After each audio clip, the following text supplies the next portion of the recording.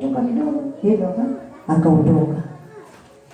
Kwa hiyo mtoto alirudi pale kwa mazingira yale, akaona kama baba hayupo, ndio kaenda. Akampigia simu, mama, mbona naona kama baba hayupo na begi lake la kusafiria silioni chumbani kwake. Nikaangalia, kwanza kuna baadhi ya pesa nilizificha kule chumbani. Zipo. Maana ulificha baba hazijui. Alikuwa hazijui. Kwa mama mpo.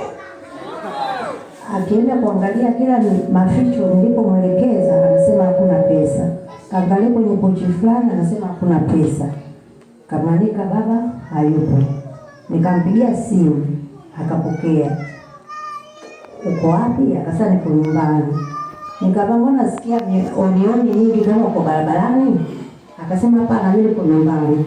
Kuna mtoto wetu mdogo wa kike. Nikamwambia nipe simu mtoto niongee naye. Pale ndo alikata simu na nilikuwa mara yangu ya mwisho kuongea na yeye. Akazima simu.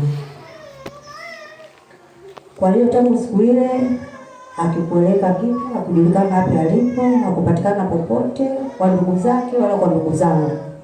Simu zikazipatikana. Mimi siku ya pili kule nikajiandaa, siku ya tatu nikapanda gari kurudi nyumbani kwa watoto. Tulipambana usiku na mchana, tulitafuta huku na kule, lakini mafanikio hayakupatikana. Tulienda kwa waganga, tulivuta, tulipewa dawa za aina mbalimbali, lakini mafanikio hayakupatikana. Waganga waliwaambia nini?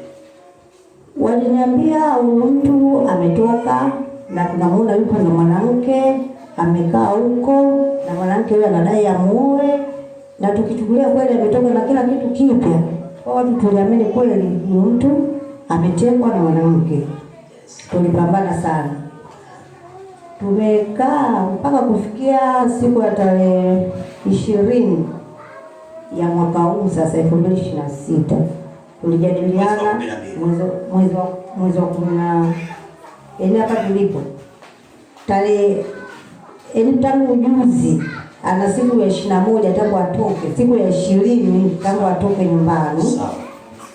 Baada ya kujadiliana na wifi yangu kwa asubuhi akasema ngoja sasa tuachane na waganga tuende kwenye maombi. Ulienda waganga wengi?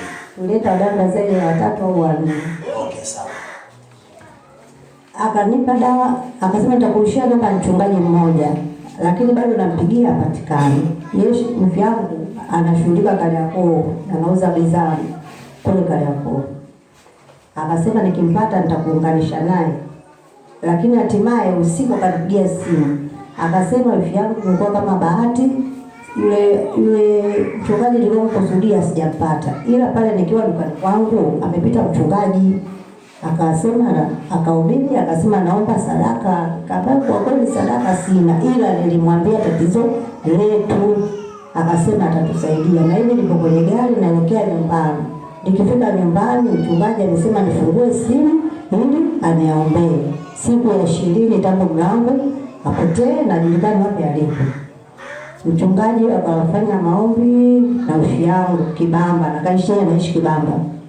Wameomba, kanambia wifi, nimeomba na mchungaji amesema alipo katika nguvu nzito za giza, lakini amejitahidi sana kuomba. Amesema tuwe na imani, hata simu anaweza kufungua. Kaambia sawa.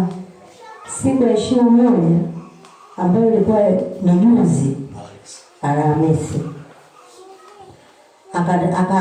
Nikatoka mimi, kuna rafiki yangu ambaye alikuwa ananieleza kila wakati, akaniambia njoo nyumbani. Nikatoka nikaenda nyumbani kwa rafiki yangu.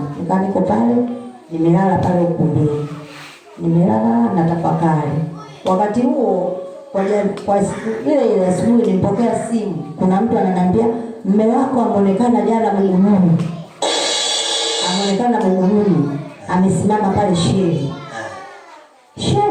Mpaka nikasema mimi nataka niende nikamtafute. Shemeji wa yule mume wa rafiki yangu, shemeji yangu.